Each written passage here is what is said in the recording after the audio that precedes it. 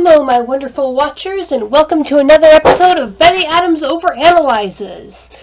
The 6th chapter of The Mandalorian has dropped, and I had fun. I had a lot of fun with this episode. Just like the previous 2 episodes, there wasn't really much in the way of plot twists, but I think they made up for it with character development. As always, feel free to disagree down below in the comments, and let's talk some Baby Yoda. Now, the past several episodes had many, some say too many, some say not enough, callbacks to earlier iterations of the show. There were original series references, there were Clone Wars references, there were prequel era references. Some call it fan service, some call them Mimba berries. Now, I can't say I have an opinion on whether it was too much or just enough. I really can't judge that by my standards. I like a lot of it, and I know that I like more than most fans. But then again, even one badly done will jerk me out of the story and be too much. So I'll leave that for other people to decide. And this episode, like the previous ones, had several fan service moments. Turns out the Razor Crest is in fact as old as we thought it was. And when the remarkably Bruce Willis-looking chap snarls out that he wasn't a stormtrooper, we all chuckled, even if we rolled our eyes a bit. That bit of the stormtrooper's reputation was still technically canon thanks to Rebels. But this episode decided to take a leap out of canon and kind of step out of the box into the meta. So, sidetrack story time. When I was just a wee little foundling, our family had only one truck, which our dad ran his construction business out of. So if we wanted to head to the local thriftway for some ice cream or sherbet, we walked or took the bus. Now, as the streets were paved in our neighborhood, it was a couple miles to the nearest bus stop. We were up on this hill in the mountains of San Francisco.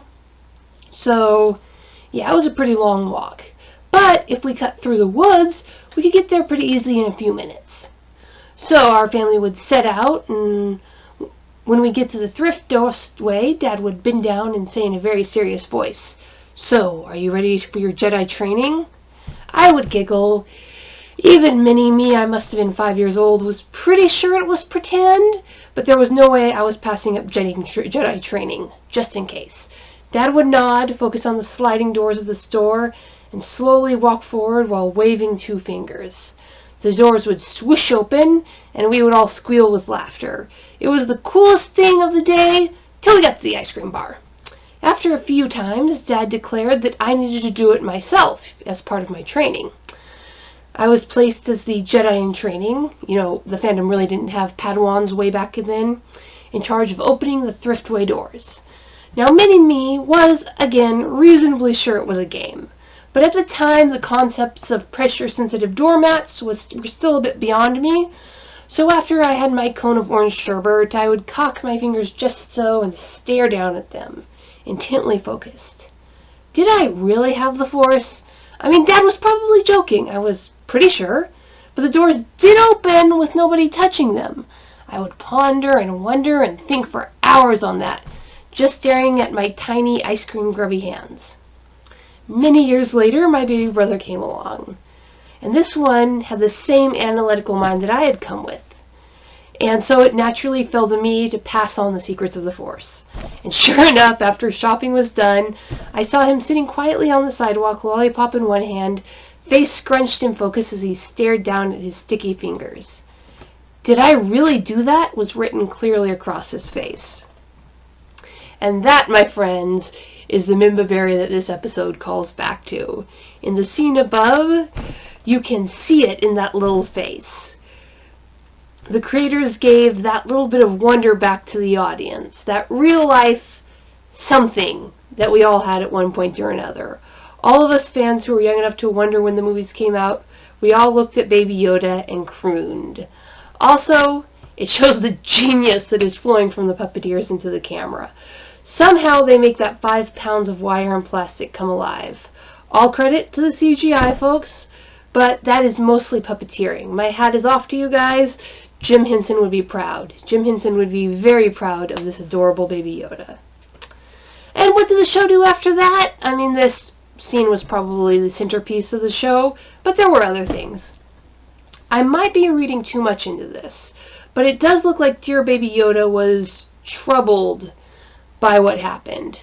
So far in the show, he has been taking things as they come. I'm not entirely sure what made this violent droid deactivation different from all the other deaths he's witnessed, but from the reactions shown on screen, Baby Yoda might not have been okay with what he just witnessed. He didn't exactly let the shiny ball distract him when the Mando offered it up at the end of the episode. Could this be heralding something of an awakening in our favorite tiny green tot? Him moving from less of a completely innocent baby to a child who could possibly be traumatized by watching his dad blast away at whatever threatens him?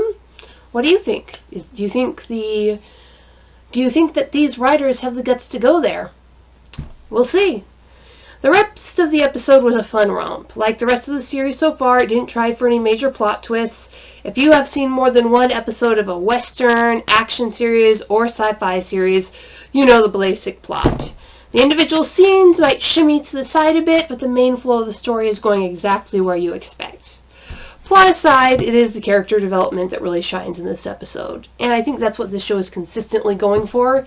Each episode is based around a plot you know, so they get their kicks by making the characters unexpected. And how do they do this? In my opinion, they make it by making the characters feel very real. When all is said and done, I think that will be this show's gleaming point of skill, the bit of the show that stands out above everything else. You know these characters. You can imagine what they would be doing the moment they walk off screen. Even if they only get moments on screen, you have met with, had to deal with these personalities in real life. And because they are so real, because you know them, they are unpredictable. That might seem to be a bit of a contradiction, but think about the people you know in real life. Can you really say how Clive down at the junkyard is going to react to any given situation? Probably not. My apologies to people who don't know the owner of a junkyard. It's kind of a blue-collar artist thing. But the point carries over. The Bruce Willis type guy, you know what the general arc of his character will be. I mean, he's the Bruce Willis type guy. But because he is so well written, there's a chance for surprise in each moment. Not huge surprises, but small surprises, all while staying within the confines of behavior that won't break you out of his story arc. The crazy knife character? Did you see it coming that they had enough of a conscience to need to justify their actions, but not enough of a conscience to actually change those actions? Of course, there was the muscle, and he was exactly as predicted, but I guess it is kind of a subversion of expectations to make one character who is exactly predictable amongst all these others that aren't. Then again, this is that episode, and that episode does need the muscle. So, and Mando. I know you adore your flamethrower, but really, did you really expect flame to bother the giant, red-skinned, horned, demon-looking character? You're smarter than that. You might not be Deadpool, but I know you're smarter than that.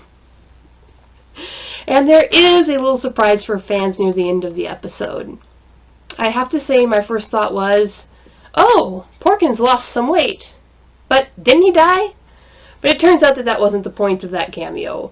Writer's privilege, I guess. I can only say that I hope Filoni had fun in that cockpit of the X-Wing. I know I'm jealous of him. Well, those are my thoughts on Chapter 6. I hope you all enjoyed it as much as I did. Do you think that referencing a real-life Mima Berry is better than referencing in-canon Mima Berries? What do you think about that? Do you think Baby Yoda might not always be as cool with Dad's DeLorean blasting away any threat that comes along? That might be a point of confrontation between those two. Leave any comments you have on those subjects below, like and share the video, and until next time, my wonderful watchers.